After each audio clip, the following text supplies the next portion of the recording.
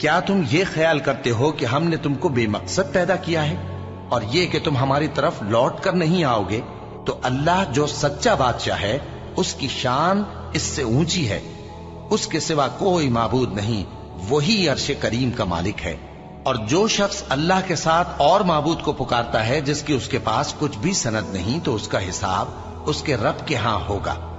کچھ شک نہیں کہ کافر کامیاب نہیں ہوں گے۔ اور اللہ سے دعا کرو کہ میرے پروردگار مجھے بخش دے اور مجھ پر رحم کر، اور تو سب سے بہتر رحم فرمانے والا ہے۔ اور وہ جو دعا مانگتے ہیں کہ اے پروردگار ہم کو ہماری بیویوں کی طرف سے اور اولاد کی طرف سے آنکھوں کی ٹھنڈک عطا فرما اور ہمیں پرہیزگاروں کا امام بنا، ان صفات کے لوگوں کو ان کے صبر کے بدلے اونچے اونچے محل دیے جائیں گے، اور وہاں فرشتے ان سے دعا و سلام کے ساتھ ملاقات کریں گے، اس میں وہ ہمیشہ رہیں گے، اور وہ ٹھہرنے اور رہنے کی بہت ہی عمدہ جگہ ہے۔ کہہ دو کہ اگر تم اللہ کو نہیں پکارتے تو میرا پروردگار بھی تمہاری کچھ پرواہ نہیں کرتا۔ تم نے تکذیب کی ہے سو اب مڈ بھیڑ ہو، اور ہم کو نوح نے پکارا سو دیکھ لو کہ ہم دعا کو کیسے اچھے قبول کرنے والے ہیں، اور ہم نے ان کو اور ان کے گھر والوں کو بڑی مصیبت سے نجات دی، اور ان کی اولاد ہی کو ہم نے باقی رہنے والا بنا دیا، اور ہم نے پیچھے آنے والوں میں ان کا ذکر جمیل باقی رکھا، یعنی تمام جہانوں میں کہ نوح پر سلام ہو۔ نیکوکاروں کو ہم ایسا ہی بدلہ دیا کرتے ہیں، بے شک وہ ہمارے مومن بندوں میں سے تھے۔ پھر ہم نے دوسروں کو ڈبو دیا، اور انہی کے پیروں میں ابراہیم تھے جب وہ اپنے پروردگار کے پاس عیب سے پاک دل لے کر آئے، جب انہوں نے اپنے باپ سے اور اپنی قوم سے کہا کہ تم کن چیزوں کو پوجتے ہو؟ کیوں اپنی طرف سے گھڑ کر اللہ کے سوا اور معبودوں کے طالب ہو؟ بھلا پروردگار عالم کے بارے میں تمہارا کیا خیال ہے؟ تب انہوں نے ستاروں کی طرف ایک نظر کی، پھر کہا میری تو طبیعت ٹھیک نہیں ہے۔ تب وہ لوگ ان سے پیٹ پھیر کر چلے گئے۔ پھر ابراہیم ان کے معبودوں کی طرف متوجہ ہوئے اور کہنے لگے کہ تم کھاتے کیوں نہیں؟ تمہیں کیا ہوا ہے؟ تم بولتے نہیں؟ پھر ان کو داہنے ہاتھ سے مارنا اور توڑنا شروع کیا۔ پھر وہ لوگ ان کے پاس دوڑے ہوئے آئے۔ ابراہیم نے کہا کہ تم ایسی چیزوں کو کیوں پوجتے ہو جن کو خود تراشتے ہو؟ حالانکہ تم کو اور جو تم بناتے ہو اس کو اللہ ہی نے پیدا کیا ہے۔ وہ کہنے لگے کہ اس کے لیے ایک عمارت بناؤ، پھر اس کو آگ کے ڈھیر میں ڈال دو۔ غرض انہوں نے ان کے ساتھ ایک چال چلنی چاہی، اور ہم نے انہی کو زیر کر دیا۔ اور ابراہیم بولے کہ میں اپنے پروردگار کی طرف جانے والا ہوں، وہ مجھے رستہ دکھائے گا۔ اے پروردگار مجھے اولاد عطا فرما جو سعادت مندوں میں سے ہو۔ تو ہم نے ان کو ایک بردبار لڑکے کی خوشخبری دی۔ جب وہ ان کے ساتھ دوڑ دھوپ کی عمر کو پہنچا تو ابراہیم نے کہا کہ بیٹا میں خواب میں دیکھتا ہوں کہ گویا تم کو ذبح کر رہا ہوں، تو تم سوچ لو کہ تمہارا کیا ارادہ ہے۔ انہوں نے کہا کہ ابا جان جو آپ کو حکم ہوا ہے وہی کیجئے، اللہ نے چاہا تو آپ مجھے صابروں میں پائیے گا۔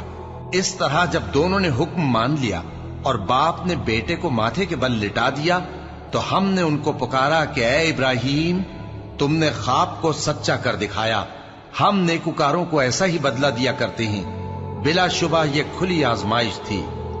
اور ہم نے قربانی کی ایک بڑے جانور سے ان کا یعنی اسماعیل کا فدیہ دیا، اور پیچھے آنے والوں میں ہم نے ابراہیم کا ذکر خیر باقی رکھا کہ ابراہیم پر سلام ہو، نیکوکاروں کو ہم ایسا ہی بدلہ دیا کرتے ہیں، بے شک وہ ہمارے مومن بندوں میں سے تھے۔ اور یونس بھی پیغمبروں میں سے تھے۔ جب وہ بھاگ کر بھری ہوئی کشتی میں پہنچے، پھر انہوں نے قرا ڈلوایا تو ٹھہرے پھینکے جانے والے، پھر مچھلی نے ان کو نگل لیا جبکہ وہ اپنے آپ کو ملامت کرنے والے تھے۔ پھر اگر وہ اللہ کی پاکی بیان نہ کر رہے ہوتے تو اس روز تک کہ لوگ دوبارہ زندہ کیے جائیں گے اسی کے پیٹ میں رہتے۔ اور ہم نے سلیمان کی آزمائش کی اور ان کے تخت پر ایک دھڑ سا ڈال دیا۔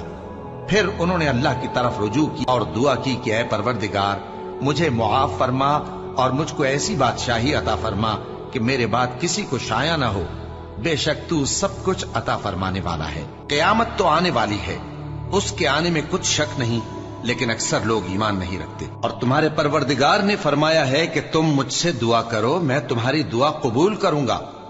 جو لوگ میری عبادت سے ازراہ تکبر کتراتے ہیں अनकरीब जहन्नम में जलील होकर दाखिल होंगे।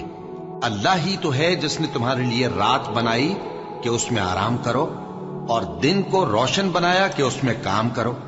बेशक अल्लाह लोगों पर फजल करने वाला है, लेकिन अक्सर लोग शुक्र नहीं करते। यही अल्लाह तुम्हारा परवरदिगार है जो हर चीज का पैदा करने वाला है, उसके सिवा कोई माबूद नहीं। फिर तुम कहां से भटकाए जाते हो? और वही तो है जो अपने बंदों की तौबा कबूल करता है और उनके कसूर मुआफ फरमाता है, और जो कुछ तुम करते हो वो जानता है। और जो लोग ईमान लाए और अमल नेक करते रहे, उनकी दुआ कबूल फरमाता और उनको अपने फजल से मजीद अता करता है। और जो काफिर हैं उनके लिए सख्त अजाब है। और उनके लिए भी जो उन मुहाजिरीन के बाद आए और दुआ करते हैं कि ऐ परवरदिगार, हमारे और हमारे भाइयों के जो हमसे पहले ईमान लाए हैं गुनाह मुआफ फरमा, और मोमिनों की तरफ से हमारे दिल में कीना व हसद न पैदा होने दे।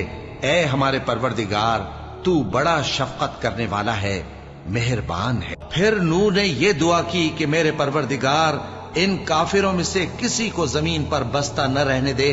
अगर तू इनको रहने देगा तो ये तेरे बंदों को गुमराह करेंगे, और इनसे जो औलाद होगी वो भी बदकार और नाशुक्री होगी। ऐ मेरे परवरदिगार, मुझको और मेरे माँ बाप को और जो ईमान लाकर मेरे घर में आए उसको और तमाम ईमान वाले मर्दों और ईमान वाली औरतों को मुआफ फरमा, और जालिम लोगों के लिए और ज्यादा तबाही बढ़ा। ऐ परवरदिगार, अगर हमसे भूल या चूक हो गई हो तो हमसे मुआवजा न कीजियो। ऐ परवरदिगार, हम पर ऐसा बोझ न डालियो जैसा तूने हमसे पहले लोगों पर डाला था। ऐ परवरदिगार, जितना बोझ उठाने की हम में ताकत नहीं उतना बोझ हम पर न रखियो।